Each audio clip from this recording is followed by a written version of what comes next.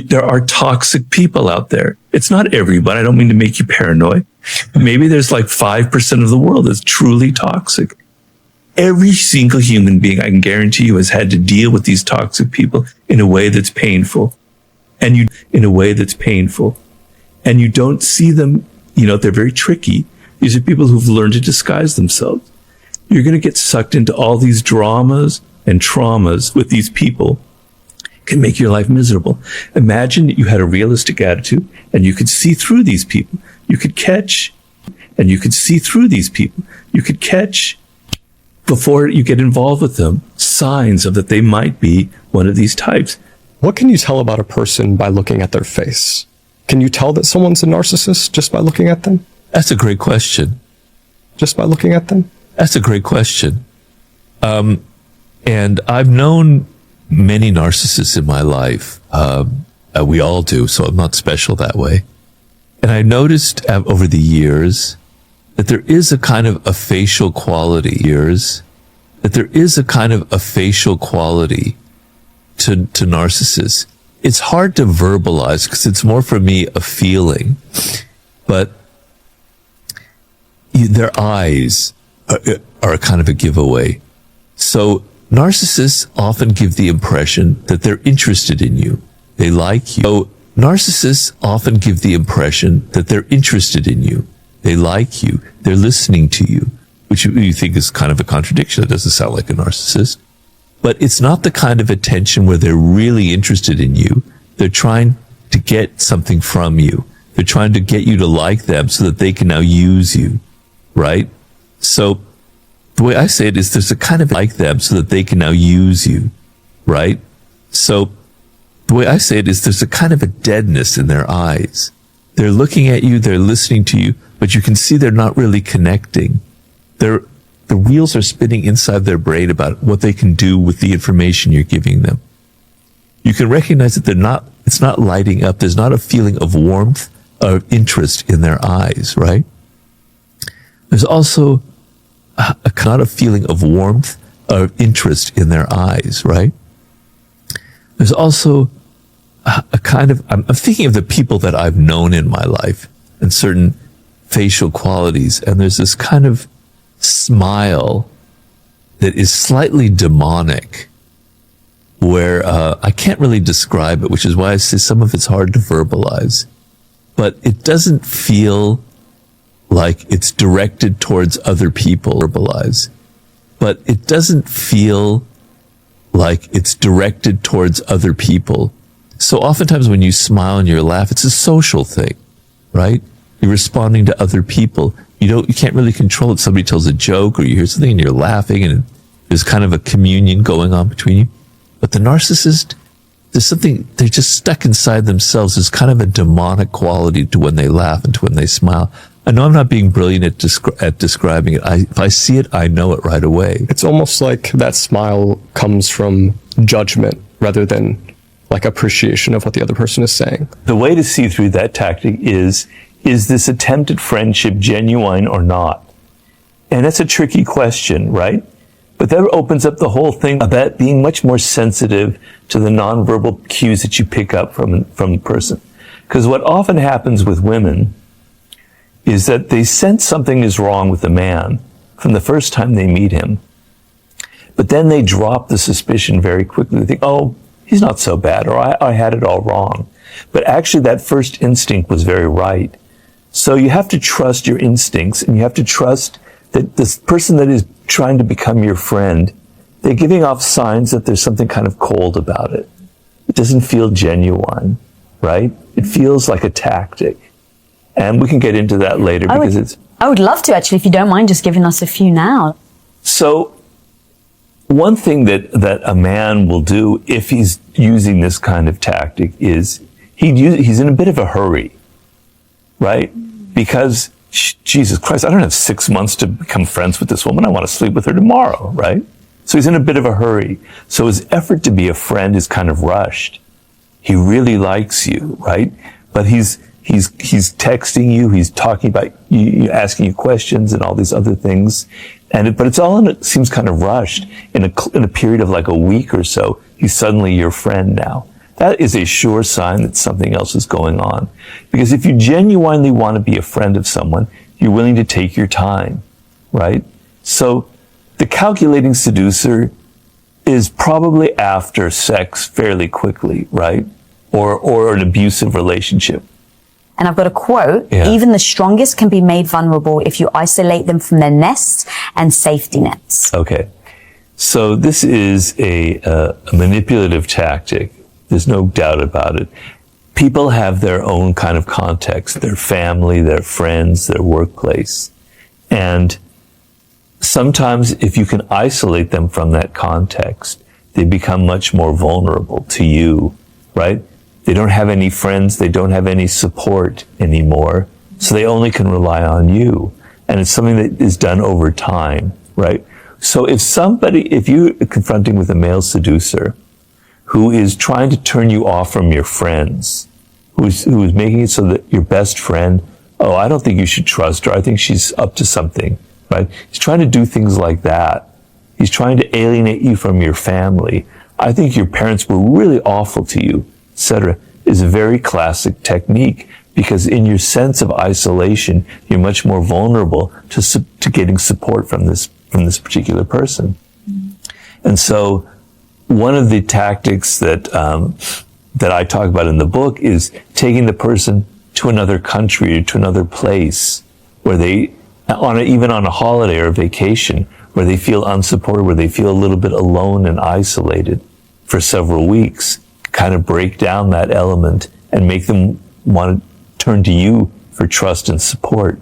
So if you feel that a man is trying to isolate you in the subtlest ways from your friends, from your family, from the place where you live, and is criticizing that and trying to make you feel like, maybe I don't like these things, maybe that friend isn't really somebody I can trust, this is somebody you should be very, very suspicious of. It's a terrible tactic. It's trying to isolate you socially from the things that support you. And you should be very, very suspicious, and you should not give in to that. Mm-hmm. One of my favorite analogies is, have you ever seen like water that drips on a rock? And if it goes over and over years and years, the rock ends up changing its shape. Yeah. I think of narcissistic tactics as that analogy, because as you were describing it, imagine you have the person that's subtly giving you these negative comments about your family, subtly giving you these negative comments about your friends. Over time, you end up starting to question it. You start to look at something you never would have looked for. And before you know it, that slow dripping effect that your toxic partner has had on you has eventually changed the way that you see the world and the way you see people around you. Right. I was pushed around a lot because I was sort of a naive writer type who didn't understand that there are bad people out there. So one of the things I had to learn in life, and that are the source for my work, is that there are bad people out there, and you have to recognize that there are narcissists, that there are aggressive people, that there are passive aggressive people, that they are enviers. And you have to be aware of that, and you have to be strong enough to deal with them. And by not being able to deal with those kind of people, your life can be completely ruined. One awful toxic person, one bad relationship can ruin you for life. You internalize the negative energy. So the ability to stand up for yourself and to be aware and to understand that not everyone has the best intentions, that you're going to be more strategic and not always kind of just accepting what people give you, was a major source of wisdom for me.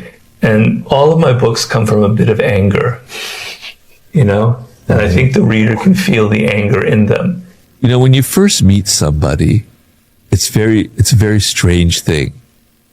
Because when you meet people for the second or the third time, it's not the same, right? But when you see them the first time, there's a weird energy going on because they're a stranger.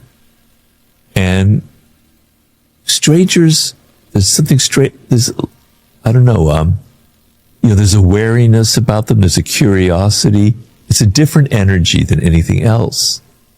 And you're feeling something from that person that's different from after you've seen them 2 or 3 times, because after 2 or 3 times, you're not paying attention. You've assumed, oh, this is what they're like. I know who they are. That first time, you don't know that. And those gut feelings are much stronger. You're picking up vibes about them. Something is a little bit off about this person, right? Something about that narcissist, those eyes I was talking about. You pick that up, whereas the third or fourth time, you're not sensitive to it anymore. So yes, you've gone wrong. You weren't paying attention earlier on. Now you're involved with someone who's up to no good. So let's say, for instance, you had a mother who was very narcissistic, who really wasn't giving you the normal mother, nurturing, empathetic energy. It was more about her, and you had to pay attention to her, right? Well, that kind of creates the sort of desire. You're as an infant, you really want that love from that mother.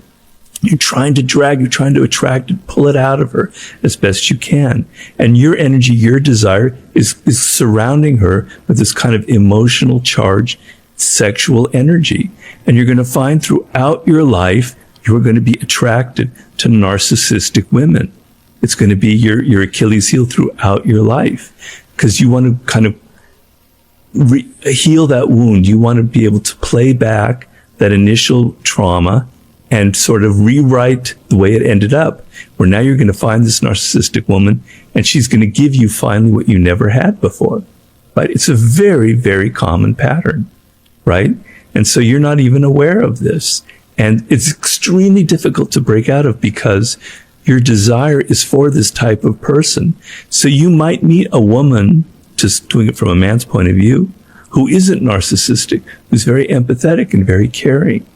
And she would be perfect for you. And you may even have a relationship with her. But the excitement, the energy, that charge isn't going to be as strong as with that other type. And you're going to fall back into the old patterns again and again and again. And the only way out of it is to go back and look at your early childhood and look at these wounds and confront them face to face and understand that you're a prisoner of this kind of things that were ingrained in you at a very, very early age. I mean, some people are toxic. I talk a lot of them about toxic characters. People, those are the kinds of people who can't really change. Their patterns are too ingrained. And we've all met people like that. We've all had to deal with a narcissist who's so deeply self-absorbed. There's nothing that's ever going to save them or pull them out of that self-absorption. Unless they have like a near-death experience, or they have someone close to them. That's like, true. You know, something where it's a big awakening. That's true. Or they get sick or whatever, right? You're right. That happens. That does happen. Sometimes. Sometimes it does. But you have to be honest that there are people out there. You can't be naive. There are people out there who are toxic, who are dangerous, who can ruin your life. You hire the wrong person. And I've dealt with in my consulting with a lot of people who hired a business partner who ended up sort of taking the business from them. Very common scenario. You have to not be naive and recognize these toxic types.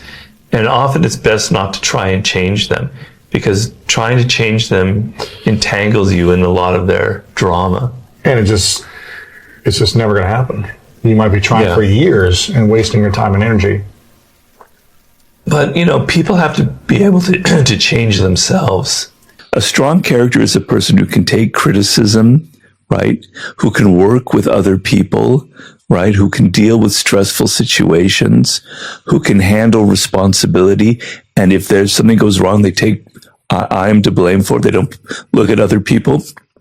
There's somebody you can rely on. You lean on them, and there's something there to lean on. You can rely on them in situations. A weak character is somebody who cannot take criticism. That is probably the number one characteristic, the worst trait, I think, in people, and a definite trait of negativity, is somebody who can't take any kind of criticism, right? They're so defensive. So that means they can get away with anything. They can say anything they want, and there's just like a wall, a shell around them, right? So the ability in a work situation, in a relationship, to take criticism and be able to use it constructively is an incredibly useful and powerful trait to me that reveals strong character. How people handle stress is a really good sign of their character. So in a work situation, people are good at faking it and pretending that they're very strong. But when it gets really stressful and there's a lot of pressure on it, the mask falls off and they reveal that they can't handle it.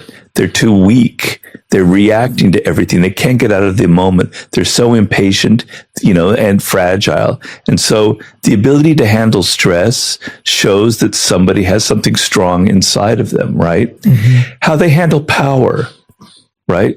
So when people are kind of climbing up the ladder in a group or in a job, they generally try and pretend like they're with the group, but once they have power, that all falls off, and they can become abusive, and they feel like they can get away with things that they couldn't get away with before. They treat people below them miserably, etc. So when people have power, how do they handle it? Are they responsible? Do they suddenly become somebody different, or do they maintain the character that they had beforehand? Right? What kind of partners do they choose? Do they choose a spouse, a husband, a girlfriend, etc.? Somebody that they can push around, somebody that's inferior to them so that they can feel better about themselves? How do they look when they're playing like a game, or they're in outdoor activities or something that has something to do with work? Are they so competitive they have to win at everything, even when it's like outside of that kind of environment, These are kind of traits that help me sort of judge a person's character. Yeah, and these are often the things that we either ignore, or we actually let them kind of fall by the wayside, or don't pay enough attention to them because we think, oh no, but they're so smart and they're so this. And I wonder how much of that is also like, what does that say about us, that we often get attracted to the wrong things within people? What does that say about us? Does that make us a strong or weak character? I know that I tend to get involved with narcissistic people. It's a weakness of mine, right? And maybe it's because of my upbringing, and maybe it's because I feel a kind of emptiness inside of me, and that their charm and the attention that they pretend to give you is kind of enchanting, or casts a spell on you, and it draws you in. Yeah, so if you're dealing with your own weaknesses and your own emptiness inside, you're going to be drawn to people who fill that up. Or you're going to be drawn to causes and charismatic leaders that pretend to give you a purpose in your life, because you don't have a purpose, but they have it for you, kind of thing. So a lot of it has to do, with ourselves, and we're attracted we're even attracted to negative people. And there are people who have patterns in their life where they deliberately choose the worst kind of person for them, right? And over and over and over again, because at least that makes them feel alive. At least the pain of it, gives them a sense of something dramatic. And so they deliberately bring on that kind of pain. So it's complicated. Yeah. When you said that often we feel an emptiness inside, and you were saying maybe because of your upbringing, you felt that emptiness inside as well. Have you tried to fill that emptiness, or is there another solution?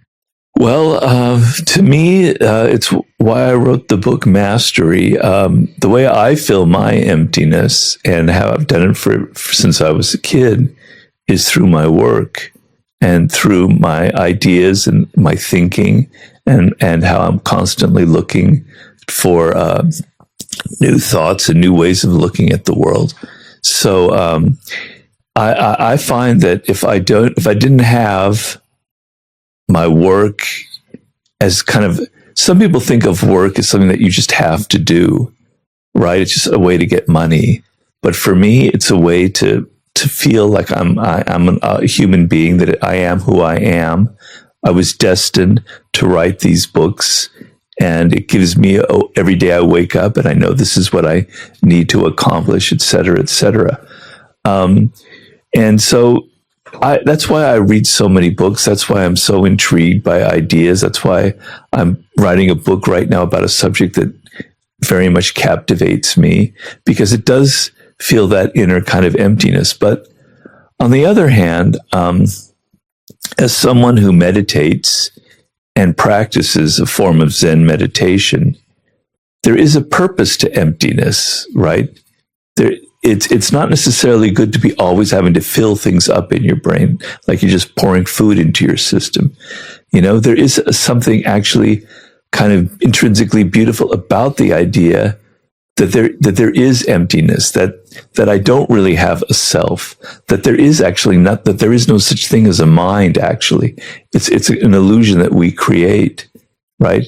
It's something it's something through words that we have. So that sense of emptiness, that I don't have an ego, or that I'm confronting the world and I'm just hearing and seeing things as they are, is actually a beautiful thing. So I have to kind of struggle against this idea of always having to fill myself up.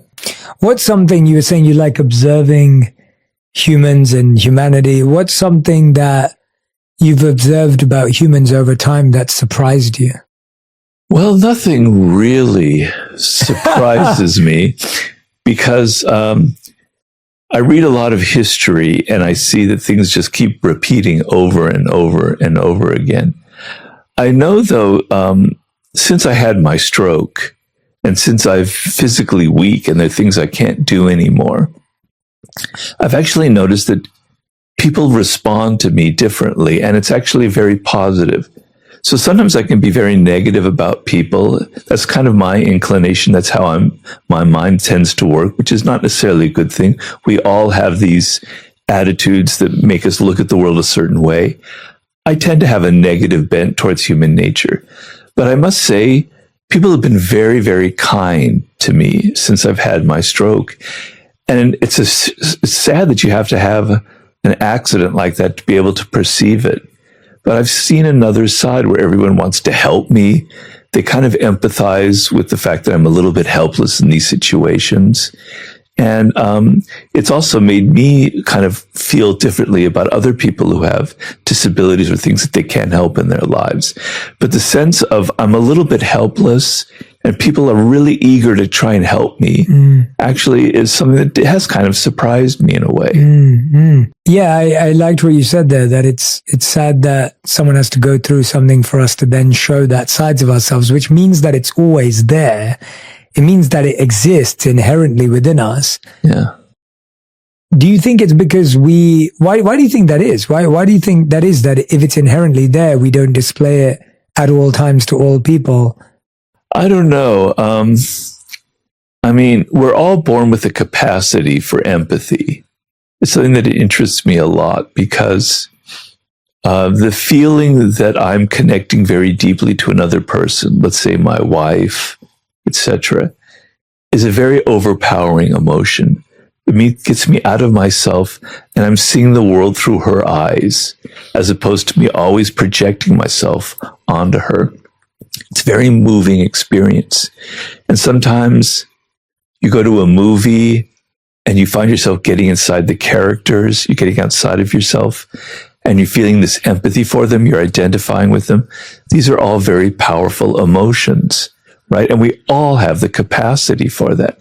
But the world we live in is actually a machinery to deaden those emotions, that sense of empathy, right? It's just put so much emphasis on ourselves, on our individuality, on who we are, our needs, the attention that we want, that we deserve. We're so focused on ourselves that natural feeling of wanting to get inside of another person. And it's very strange, Jay, because if you think about it, our inner lives are actually quite boring. The same thoughts repeat over and over and over again, the same emotions, the same preoccupations, the same anxieties. And other people, they're so different. They have their own worlds, right? It's like traveling to another country.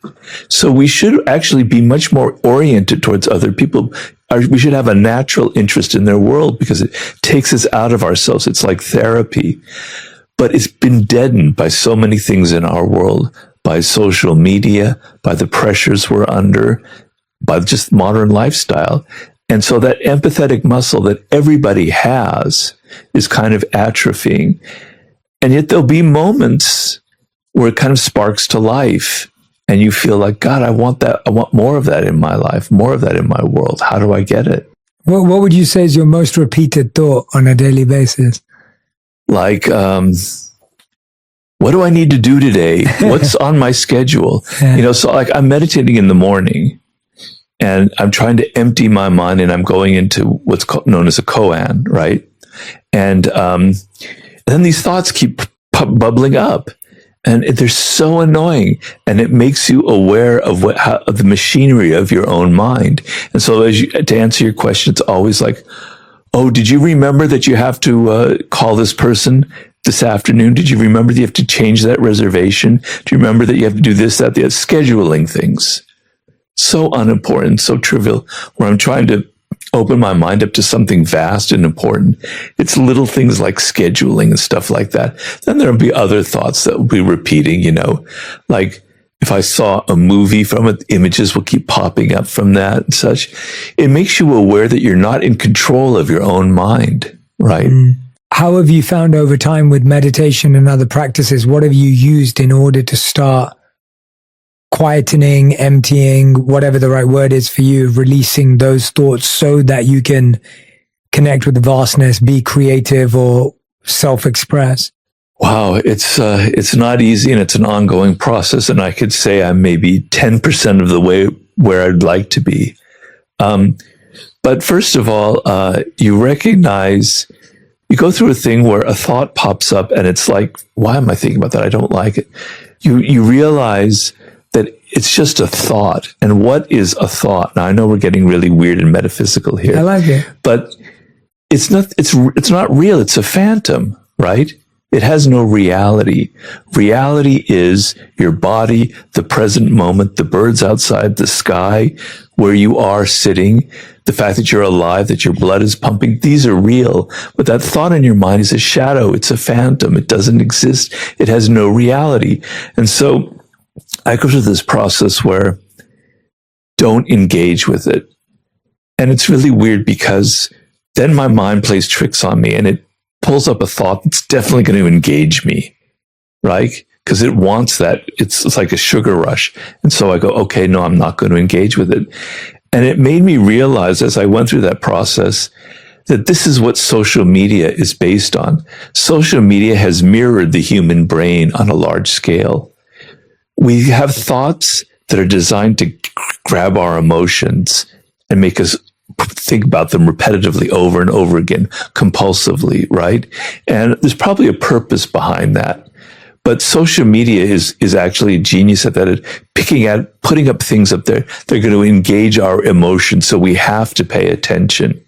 So I always try and, every time that happens, I withdraw and I say, it's just a thought. It's not real. It's not who I am. This is a very important part of meditation. Your thoughts are not who you are. They're a separate part of yourself. You are something different from your own thoughts. I don't know if that means anything to you. It does, definitely. And while we are not our thoughts and we are not our mind, our thoughts become our reality. Yeah. We find that a repetitive thought turns into a habit, that turns into a pattern, that turns into an action, becomes our reality. For example, I am a unorganized, lazy individual, usually translates into, oh, I forgot to send that. It didn't happen, because now it's a belief that's built up. And so it's so fascinating that something that's so not real becomes so real. And I've been really into seeing how thought editing is so useful as an activity and an exercise, because I've found so many of my thoughts become my beliefs that become my life. And I think a lot of people don't realize, because they don't realize that their thoughts are like clothes that you can change. We do believe that our thoughts are real and our reality, right, and whatever we're hearing in our head is exactly what is. Right. And we don't realize that, oh, it's like looking in your wardrobe and saying, I don't like the color green anymore. I'm going to change it for blue. Right. It's as simple as that. Well, there was something I read recently in one of the Buddhist books that I like to read that said our minds are basically topsy-turvy. They're upside down. So the reality is we don't I don't want to get too deep into this, but we don't really have a self. The self is a construction of our minds. There actually is nothing there. And that kind of emptiness, that egolessness, is enlightenment. It's a beautiful feeling. And maybe in your life, you've touched upon it briefly. I know I've touched upon it briefly. It's not the reality I have every day, but that's real. And what's not real are the thoughts, but everything is turned upside down in our worlds. And so these delusionary thoughts about people, about who I am, about my habits, etc., they become our reality when it's exactly the opposite. Right? You have to be able to be aware of that. And so, meditation is all about becoming aware of these things, because we walk around like automatons. I'm very into this writer named Gurdjieff. I don't know if you've ever heard of Gurdjieff. No, I haven't. He was he's basically from Armenia. He was in the beginning of the 20th century. He was this man who was very interested in mysticism, and he traveled throughout Asia trying to find the essence of all the different esoteric philosophies. And he created his own philosophy. And it's very interesting, very exciting stuff. He wrote a book called In Search of the Miraculous that I highly recommend people. And it's not woo-woo stuff. He was a very, very practical man. He puts it in very practical terms. But his idea is that we walk around asleep. We're on automatic pilot constantly.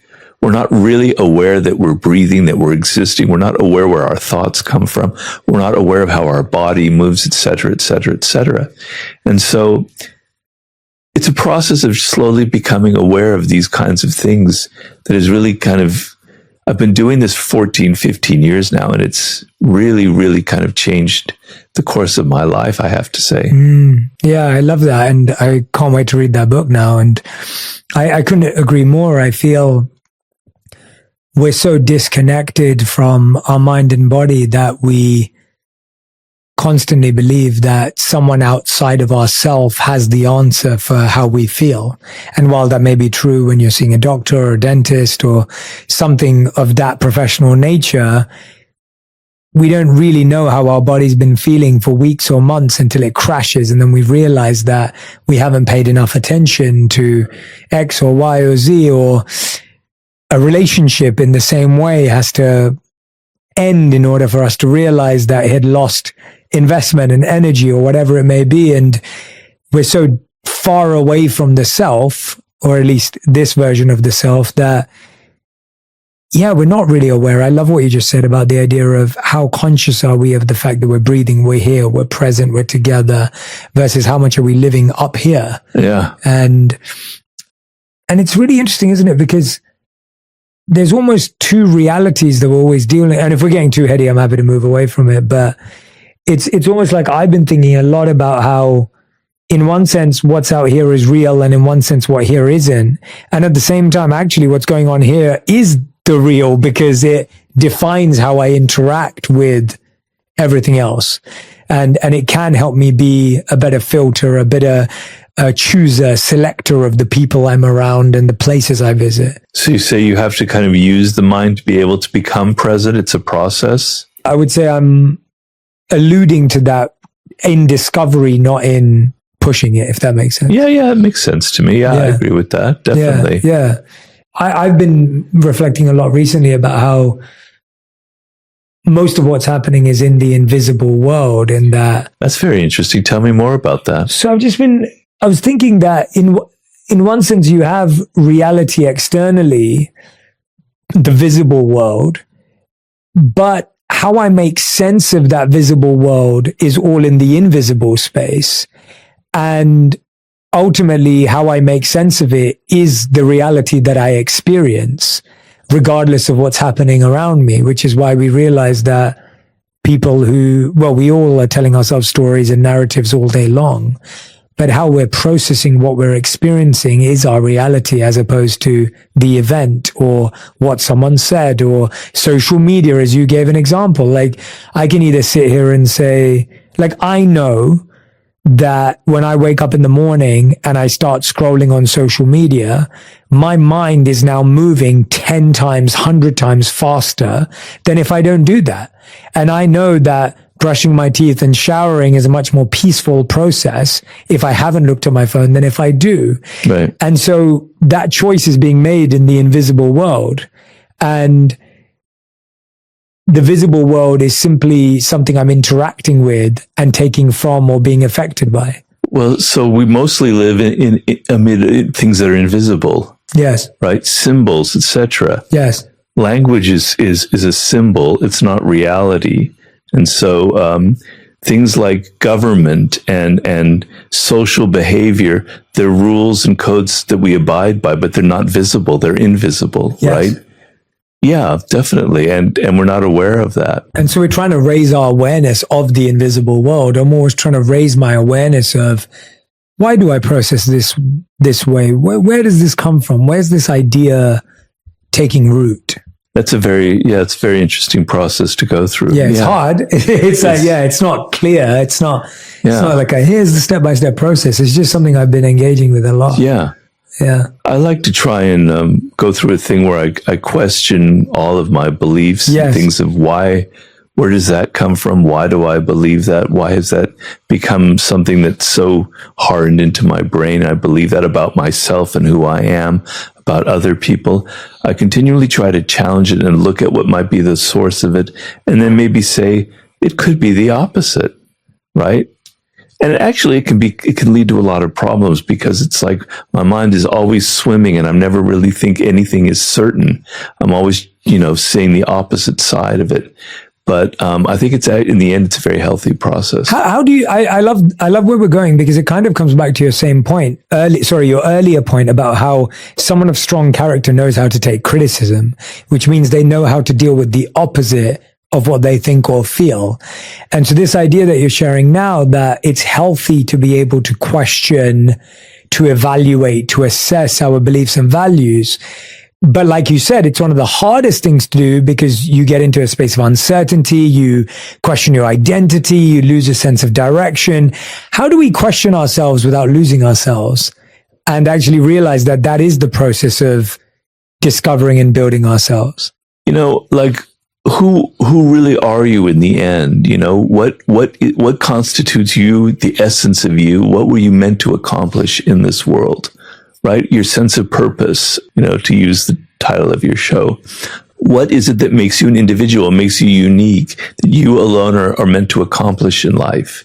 Well, it's not given. We don't know it. And a lot of people really, really struggle with trying to figure that out, right?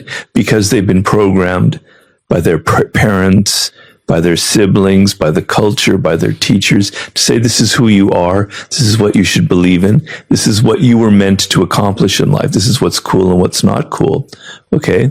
And so you have to question yourself. You have to say, is this really who I am? Am I really interested in this subject?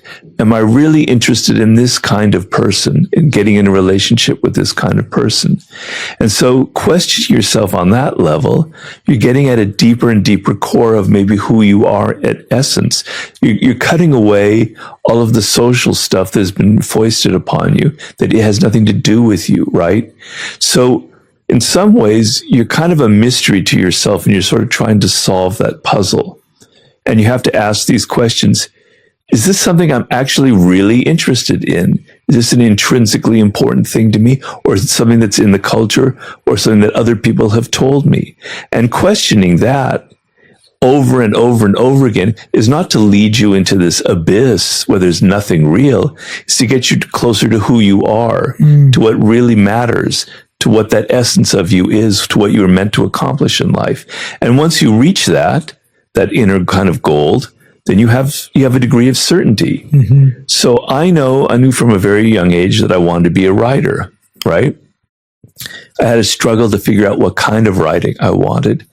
But knowing that that's who I am, probably about the age of 8, it allowed me to go, I'm not interested in that. I don't want to do that. This isn't important. Why am I following this career path? Why am I wasting my time here? And then, so knowing that kind of core, you don't have to keep questioning yourself. So I'm never going to question myself. Why are you a writer? Why are you writing books? You should have been a pop star. You should have been a rock singer. You should have written poetry. You should have been a lawyer. No, I'll never go there, because I have that firm ground beneath me. And that's what your questioning is supposed to lead to. Get to the essence of who you are. And once you're there, you have a degree of certainty in your life. Yeah, it does. It does.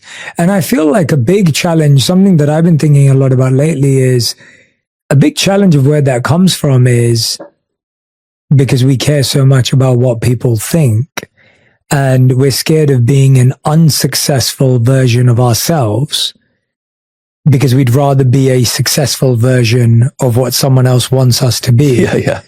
And so we're scared of being an unsuccessful writer if we could be a successful accountant. We're scared of being an unsuccessful artist because we'd rather be a successful tech person, whatever else it may be, fill in your blank. And because what we think people think of us has such a strong hold on us that we can't pivot to our passions, we can't maneuver to our purpose, we can't accept that maybe I'm not what this person wants me to be.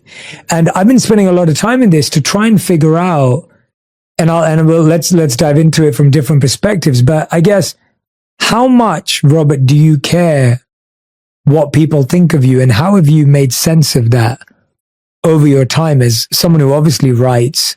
That a lot of people enjoy your reading. People may disagree with you. They may agree with you. People, as you said, debate, discuss. But how have you made sense of that? And what's been your process of dealing with how you think people think about you? There's how people think about me who know me personally, and there's how people think about me in the social realm who don't know me personally and who have an idea of who I am, which is often very different from the reality. But naturally, as a human being, I care that people understand that I'm a certain way, that I have a certain character, that I actually love jokes and silly bathroom humor, and that, I like stupid movies, and that I'm not always, reading heavy philosophy. My wife can tell you all about this childish side of my personality. So, it's always been important to me to feel kind of authentic and sincere. And I've always hated, and it's probably why I wrote the 48 Laws of Power. I hate people who are pretending to be something that they're not. Deeply, deeply wounds me, and I don't know why. I don't know why it's been like that since I was a child. Maybe I suspected that in my parents, the kind of falseness that upsets me deeply. And so I wrote the 48 Laws of Power because I felt people are such hypocrites. They pretend that they're not interested in power, but that's all they're interested in, right? They wear this front like, oh, I just want to help people. I just want to make movies and culture and art. No, you're interested in power.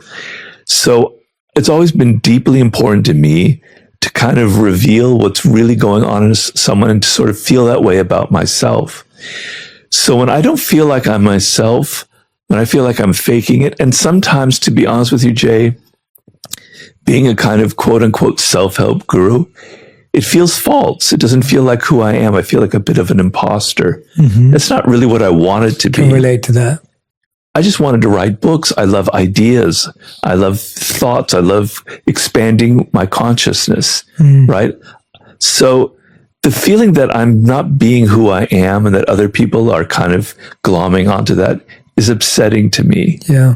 I don't know if I'm answering your question. Oh, no, that's resonating so deeply with me. I think it's so interesting, isn't it? How your self-perception is so different from people's projection onto you. And so I can identify with that. I do what I do because I'm just sharing what I love. Right. So I love meditation. I love wisdom books. I love traditions. I love ancient wisdom and modern science and seeing the parallels between the two. And I just love talking about that and sharing that. Yeah.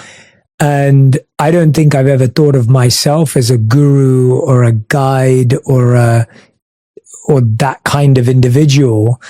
But we in society, if someone shares or teaches or gives insight or advice, we box them or bucket them as that. So same as you, right. We'd go in the same bucket, even though we kind of do similar things, but very different things. And we probably have some similar interests and some different interests.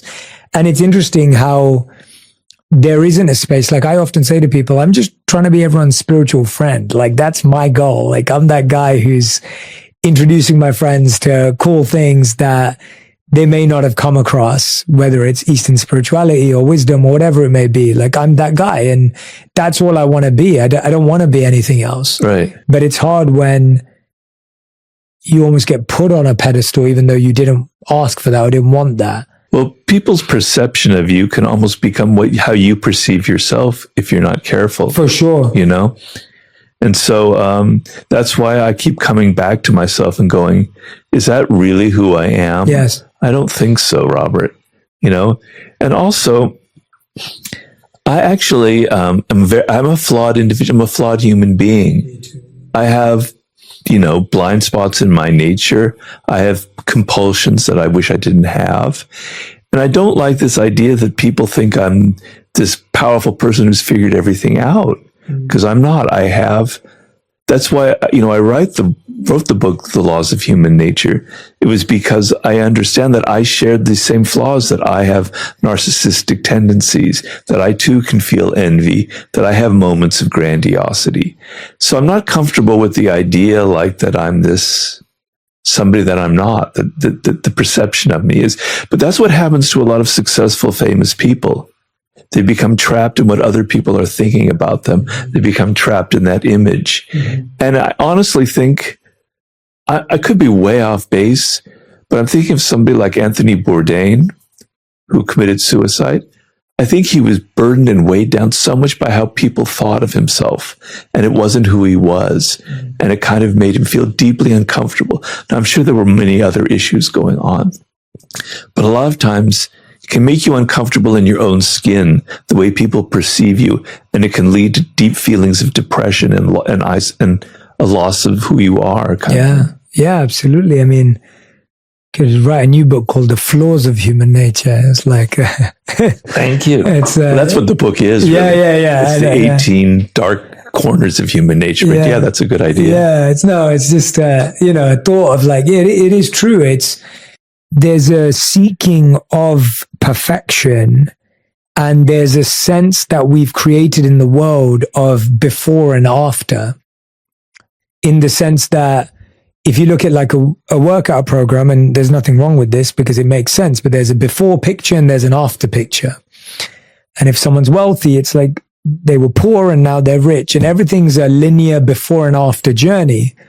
And what we're talking about, and I fully agree with you on this, is that actually all of my challenges are cyclical and they're different. So it's not that I never feel envy anymore. It's that I feel it differently to how I felt it 10 years ago.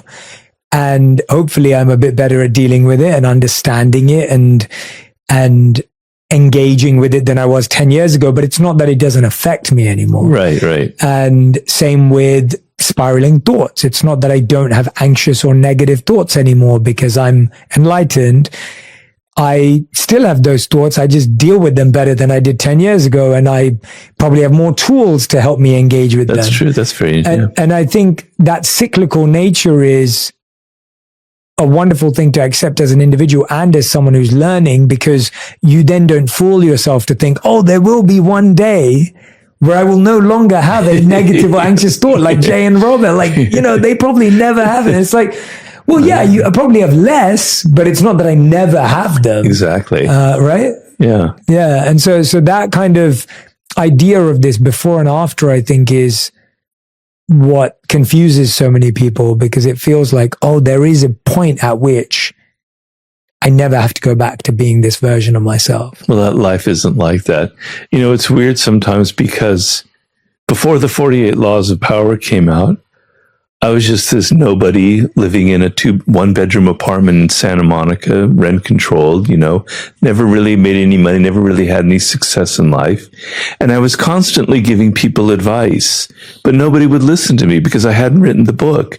And suddenly the book comes out and I'm supposed to be a different person. It's very strange, but I'm actually the same person that I was when I was living in that miserable 1-bedroom apartment, and giving out my advice that nobody listened to. Now people listen to it, but the only difference is because suddenly I have this credential, which is very strange. Yeah, I can relate to that in so many ways. I used to be mentoring, coaching people in my community. I would do these little events in London 10, 11 years ago now, where like 5 people would show up, and it was, I was just doing it. I would speak at universities for free for years. Like it was, it's been such a big part of my life to just do this. I've always wanted to be someone who's learning and sharing. That's what I enjoy. I enjoy learning and I enjoy sharing, and I enjoy synthesizing and making things simple and practical for other people. That's what I get my joy from. And I was always inspired by 2 quotes. One is Ivan Pavlov, where he said, if you want a new idea, read an old book. And so that's always been something that my work has been inspired by. It's always based on ideas that seem timeless, but they're and old. Very beautiful, yeah. Yeah, and then there's another thought from Einstein, which is another part of what inspires my work, which is if you can't explain something simply, you don't understand it well enough. Mm-hmm. And so these were the 2 kind of tenets that what I enjoyed doing in the world. And again, I don't think they're magnificent, miraculous, or brilliant. They're just what I'm meant to do. And there's such a beautiful significance and insignificance in that very understanding. Like, it's really significant building because I'm like, I know what I have to do. And it's really insignificant because I'm like, it's just what I have to do. It's not the best or the worst, or it's not comparative. Right. And I think that's how, when you're talking in the daily laws of power, that's kind of how, in different words, how you describe like your life's, your life's gift, your life's work, your life's path. I've always liked old books myself. So, I read a lot of books of philosophy, etc., history, but I also read books of famous Zen classics. The 20th century books, I'm not so sure, but I'd read like something from the 11th century where the thought process is so different, but it's timeless, it's human. Man, it is so beautiful. It so sparks these ideas that he, or this writer, this thinker, was dealing with the same things now, 1,000 years later, but they still strike a truth. But it's in this language that's very weird and primitive and barbaric. I don't know why that excites me so much. It's the same idea that a modern writer might write, but put in the words of somebody 1,000 years ago, it suddenly touches me. Yeah. Can you explain that, Jay?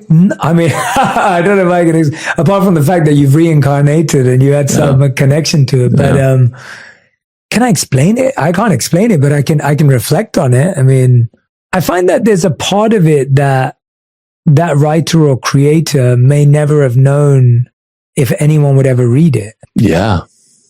And so that privacy and that secrecy and that intimacy with their work, not knowing that it would ever be viewed, seen, read, broadcasted, that has some power to it. Yeah. There's a humility to that. Whereas now people write, we're expecting all these people to be reading it. We do it for the attention. Yeah. It was much different back then. Yeah, that's very interesting. I never thought of that. Yeah, I've definitely found that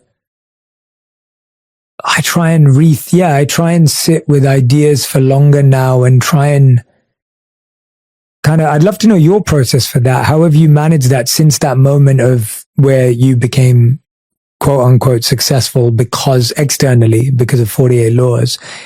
How did that change your creative process? How did you hold on to the roots of this kind of thinking? So after the 48 Laws of Power came out and it was successful, I was at a turning point in my life. And it's a turning point that a lot of people I think have faced was, do I just continue redoing the 48 Laws of Power? It was successful. It worked well. Why don't I just write the 48 Laws of Power Part 2? It'll bring in money. It'll bring in attention. I'll just riff off what I wrote there. And something about me was not comfortable with that.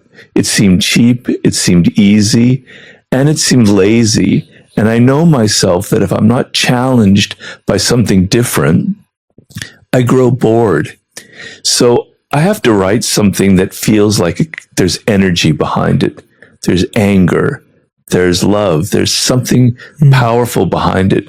I have to feel it or it won't be in the words. Mm-hmm. So if I'm just doing the 48 Laws of Power Part 2, it won't be there. It'll have an emptiness.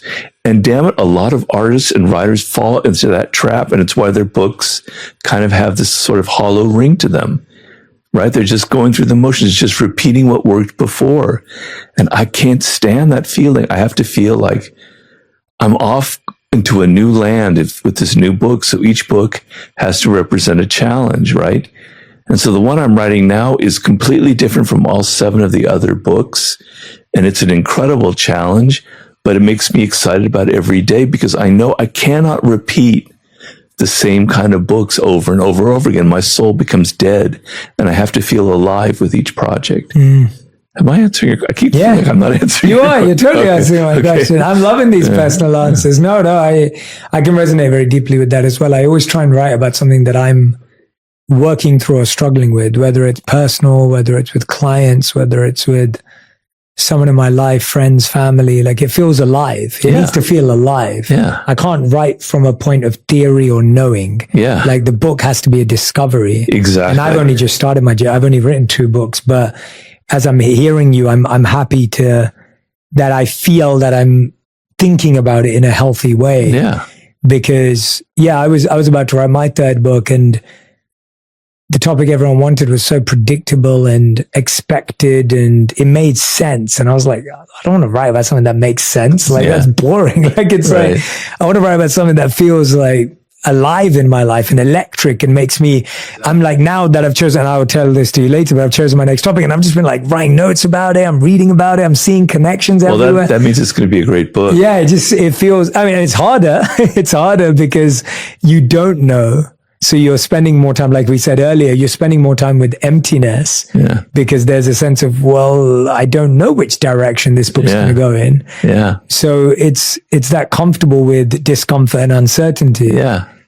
But there's a joy in that. Yeah, very much so. Yeah. When you're discovering your process through a book or work, how have you learned to become comfortable in the discomfort of creativity, in that, like, you don't know where the path's going to take you, don't know if it's going to land or not. You don't know if it, like, how are you grappling with that process of what we're discussing?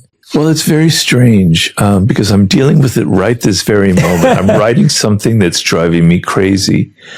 And it's this, and the very subject I'm writing about is about what I'm going through.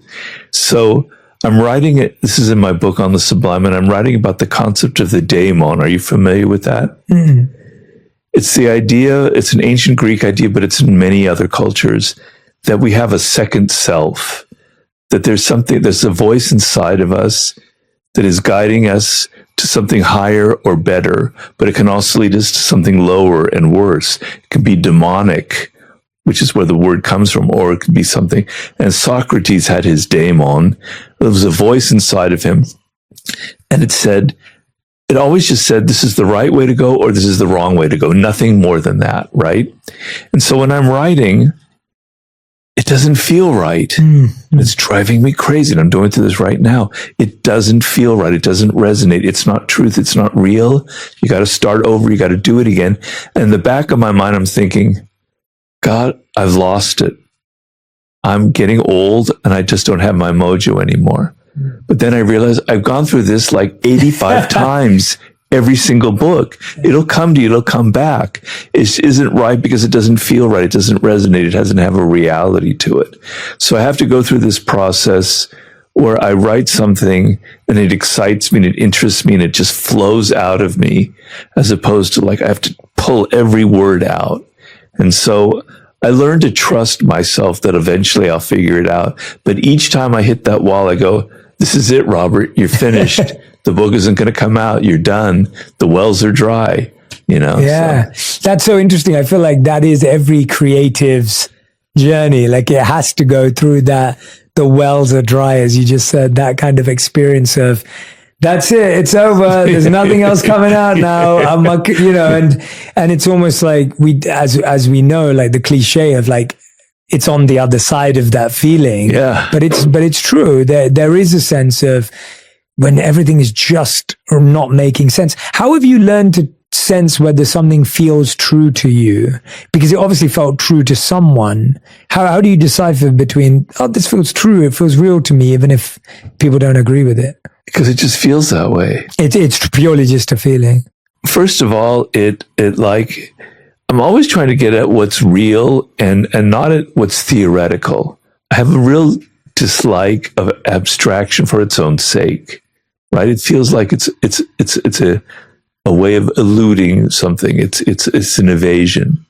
I want to get at the core and the reality of what I'm trying to write about.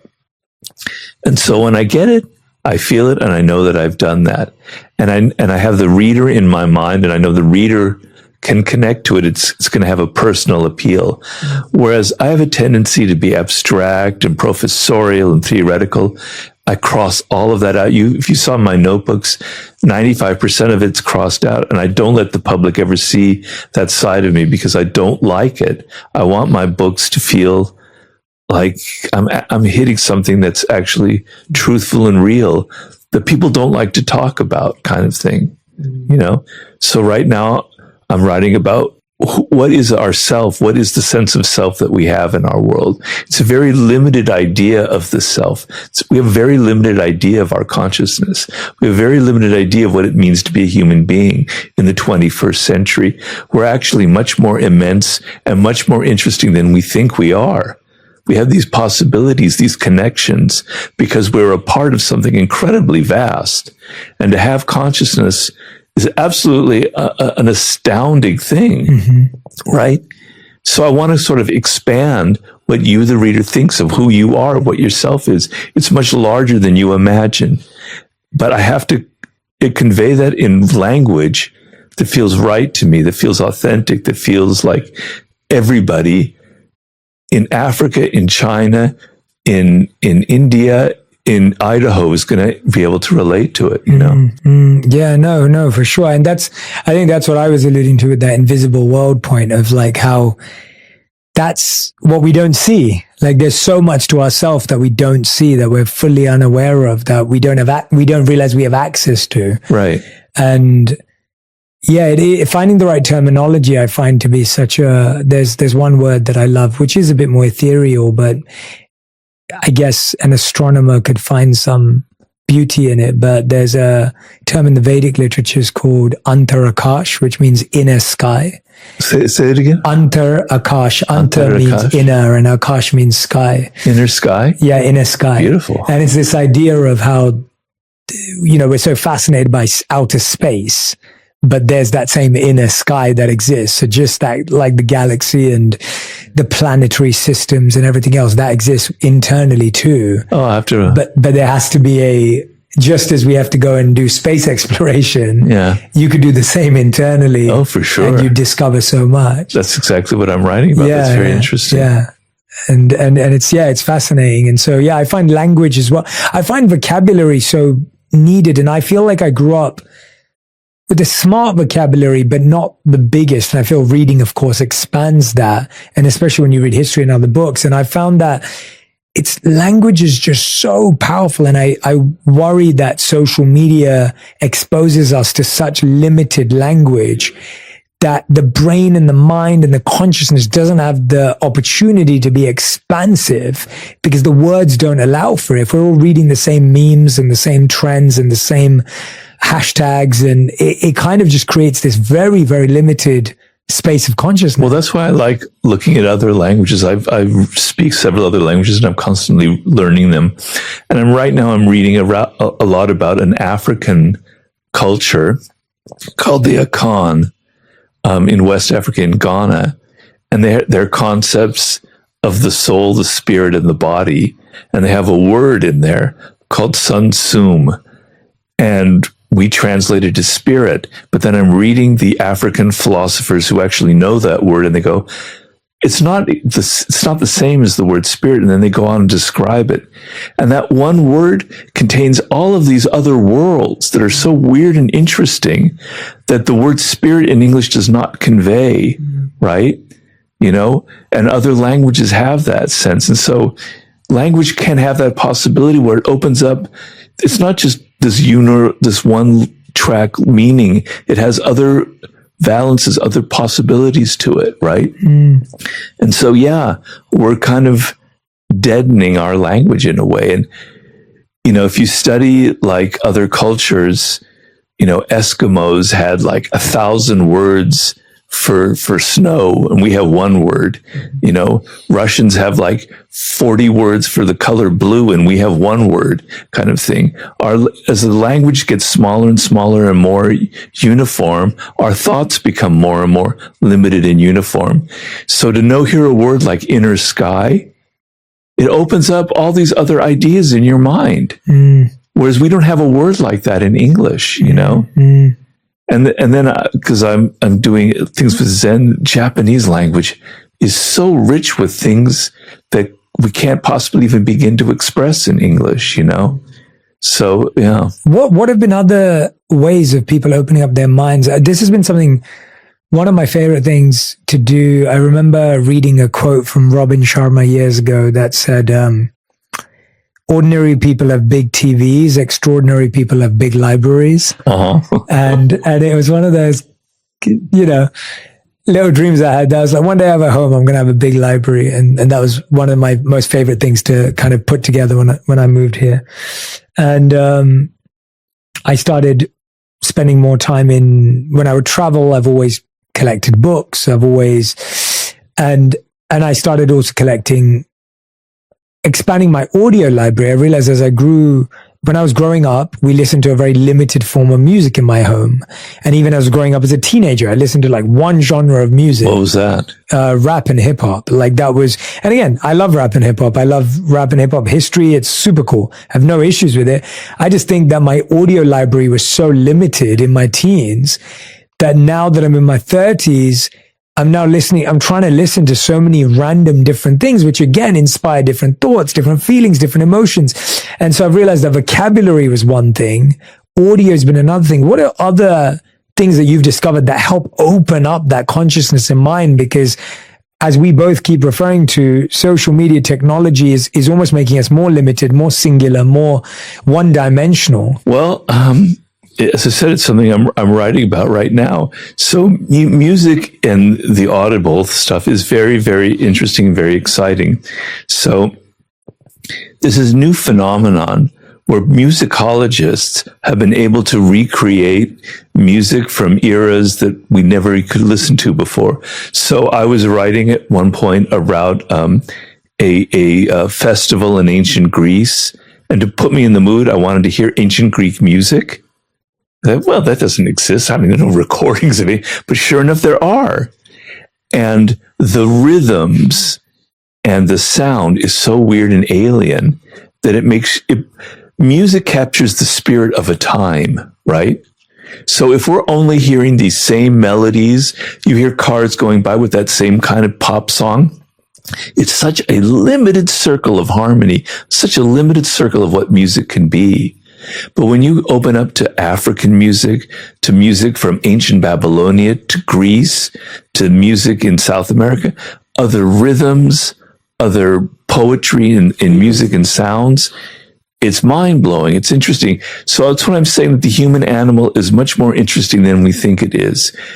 Reading about ancient cultures is a very mind-expansive project you can go on. Are there any books you'd recommend in that regard? You know what's so exciting now is they have these books called The Daily Life in Ancient Babylonia, The Daily Life in, I forget which city in India, The Daily Life in Ancient Greece, etc. And you get a feel for not just the grand philosophical issues, but how people ate, what their houses were like. And so I just wrote a chapter about our relationship to time and history. And I was trying to take the reader in my new book, I'm giving them exercises.